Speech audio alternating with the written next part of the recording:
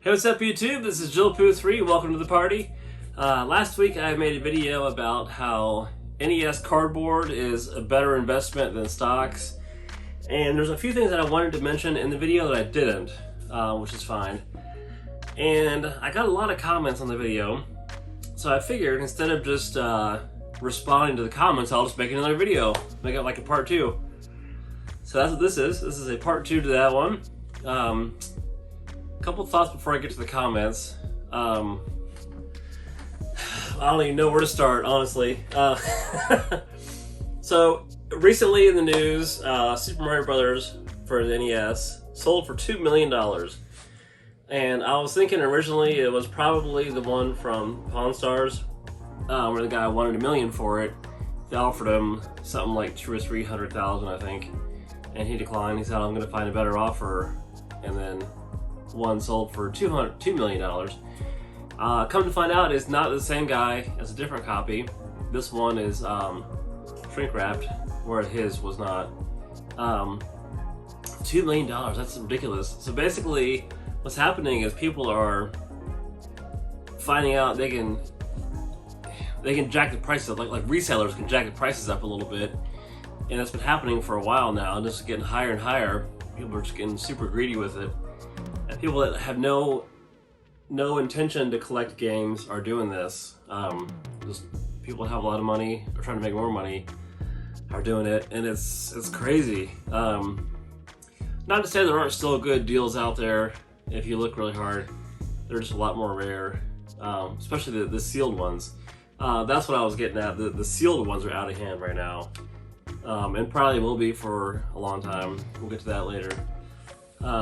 Some of the boxes, they're still within reason, but I don't know. It's just sad that like the greed of everybody has taken over game collecting. That's part of it. The other part of it is I don't think I'm going to collect for Atari anymore. I've been contemplating selling my Ataris and stuff I don't play for a long time, mainly because I don't have a whole lot of time to do whatever I want. If I do have time, I'm going to go straight to Nintendo. Because of that, that's what I always do, and I've not played my Atari since I got it. I played it once, I think. So if I had unlimited money and unlimited space, it'd be different. But I don't. I've been out of space for a long time, as you can see. So I've got to collect for things that I super want, like NES boxes. Alright, let's go ahead and get to the comments here. I'm going to read them and then respond to them. The first one is Shapoof32, 6 days ago. Always love seeing you on the feed. Play Wii Sports Resort. You guys will have a ton of fun. Thank you, I will. That was for the Wii or the Wii U. I think it was the Wii. I just put my Wii back up, but I'll get it back out again. And we will try it, maybe this weekend, maybe soon, but I'm going to try it for you. And we are going to have a ton of fun. The next one is, and this is funny, we have been friends for a long, long time, and I have kind of a nickname for him. I call him Lebaticus Prime. I know that's not how you actually say it, because that's not how it's spelled. But for whatever reason, a long time ago, I just started calling him Lebaticus Prime, and have ever since. So this next one is from Lebaticus Prime. It says, "That intro." Yeah, my daughter filmed a silly intro back in December, and I finally got around to using it. That's what he's talking about. So thanks for that. Next one is Back Forward Punch. Yeah, I had to stop collecting because prices got so out of hand. Unfortunately, we kind of gotta cherish what we got for now, which is true. I mean, I have plenty to play. You know, I'm not like hurting for new stuff to play. There is stuff every once in a while that comes out that I want, but that's good. That's a good word there. Cherish what we have for now. Luckily, we can play all the games nowadays with EverDrive, etc. But I really like collecting and owning them too. I've never had an EverDrive. I have emulated some stuff here and there, like Citra on the iMac was one of them. Of course, Hacking the Wii with the Homebrew channel, that was cool. My main one that I still use to this day is right here. So I bought this first and then hacked it, and there's 1,500 NES games on here. All the original ones plus the homebrew ones, mainly just to try out ones that I would never be able to pay for myself, like Snow Brothers, for example, or Little Solomon. They're all on here, so I can actually play them. But I wanted an unhacked one also, so I have both. And it works great with HDMI. I could do a video about that at some point also, if you want to see that. I think that could be a cool video. But yeah, it's a way to just real fast playing an NES. I played Mega Man the other day. I played Mega Man 3 the other day also, and the trick works with the second controller. That's cool. Death Adder. I forgot all the details, but maybe a year ago you made a video talking about how you didn't like the Switch. It was all games for toddlers. Do you still think on investing? Do you still plan on investing on an adult console like a PS5, Series X, or a gaming PC? This is the funniest comment to me. I say all kinds of stuff, and I don't ever assume anyone listens to me or remembers stuff that I say a year ago. It's just funny that I did say a lot of the games for the Switch are like games for toddlers. It was like when Animal Crossing was out, and just every game on there was like toddler games. That's why I said it. The new Super Ghosts and Ghouls is pretty cool though. So we did get a PS4 for Christmas. My daughter plays Fortnite on it all day, every day.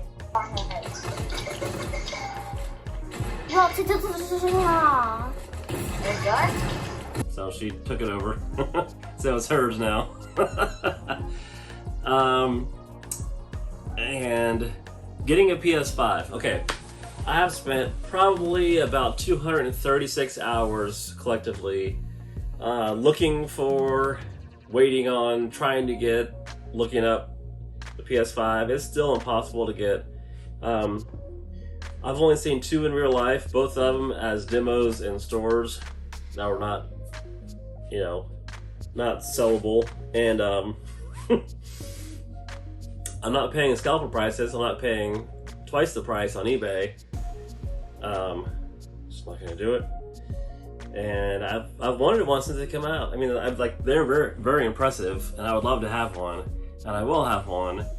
But with the chip shortage and just the supply shortage, I don't know how long it's gonna be. I looked today earlier just to see, and I thought I found one, and it wasn't. So speaking of scalpers, they've done a number on the PS5. And then I won't own PC computers. It's against my religion. Okay, Ken's Log says, great stuff, man. Those puffy stickers are awesome. They actually are. The last video that I posted, I got some puffy stickers with, Rob's face at the top. So go check that out if you want to see what we're talking about. Good stuff. Demez says, trip on this, man. I have a sealed Metroid M with EB Games exclusive art box that was only for pre-orders, all sealed. Metroid Other M is an awesome game. Check it out. Don't listen to the haters. I love Metroid. I always have since the very first one. I love the Other M. I love all the ones on the GameCube. I think there's 3 of them. They're all awesome.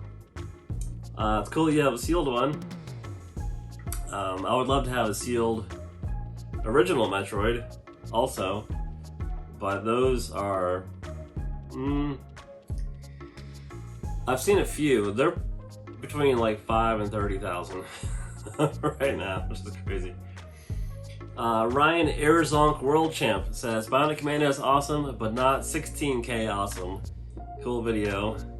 Thank you, Ryan. Thanks for watching. Yes, not 16K awesome. I'm gonna get it one day. And we're gonna get to that also in a minute. I think I won't jump too far ahead. Yeah, we'll get to that in a minute. I'll come back to yours, Ryan. Next one is I like things from Japan. Tell me about it. I wanted a sealed Game Boy Pokemon Blue 10 years ago for 500.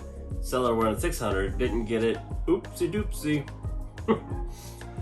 Yeah, there's a lot of purchases that I've wanted to make and didn't, and have regretted. This is part of it, I guess. I mean, we didn't predict the increase, this sharp of an increase this soon.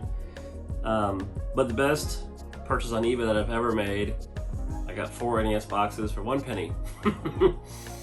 And that was with shipping. So the person who sold it actually lost money shipping it to me.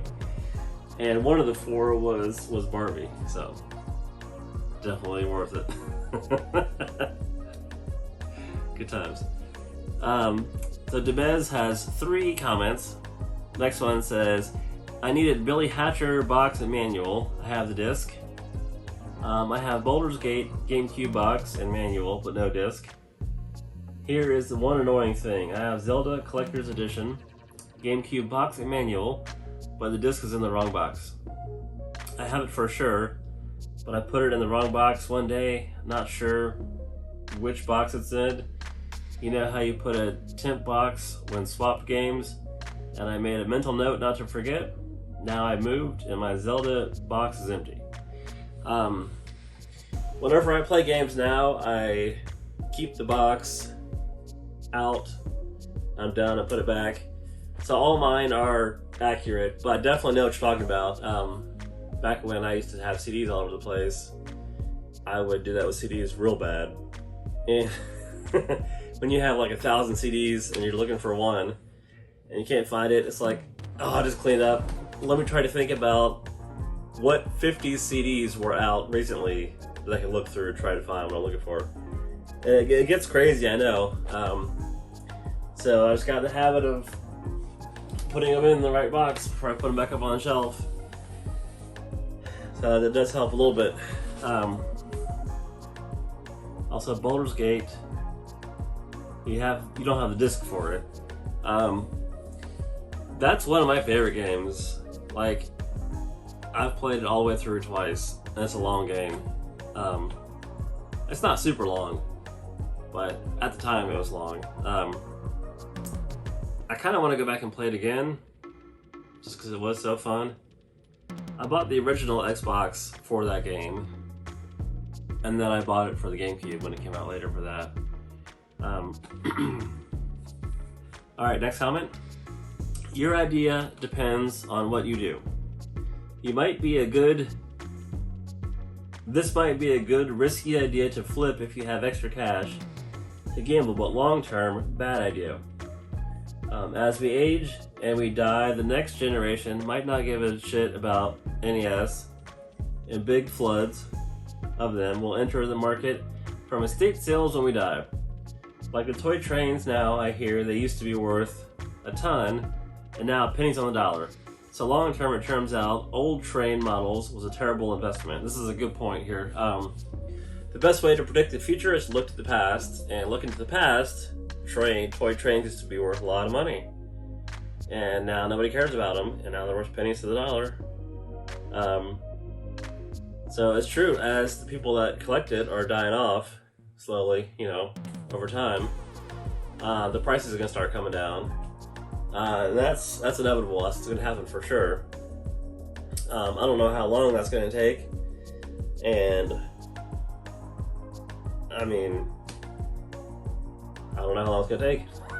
There's no way to know until it happens, and hopefully I can still be alive when that happens so I can finish my collection.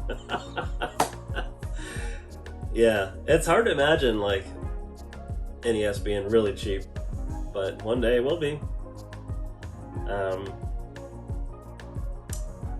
I don't know, I think that also the other video games perpetuate just all video games. So like the PS, you know, however long that is, say like the PS 25 comes out, and you know, NES is going down, but because video games are still relevant, that people will appreciate the history of it. Not that trains aren't relevant, but you know, just a thought. I think that's it. Yeah, that's it. So cool. So thank you everybody for your comments. Hopefully you saw this video where I responded to your comments. Just more thoughts about collecting, and games are getting too expensive nowadays. With that said, I'm gonna go on eBay and see what I can find. Yeah, I think that's it. Thanks for watching. This is Joe Booth 3, and we'll see you soon.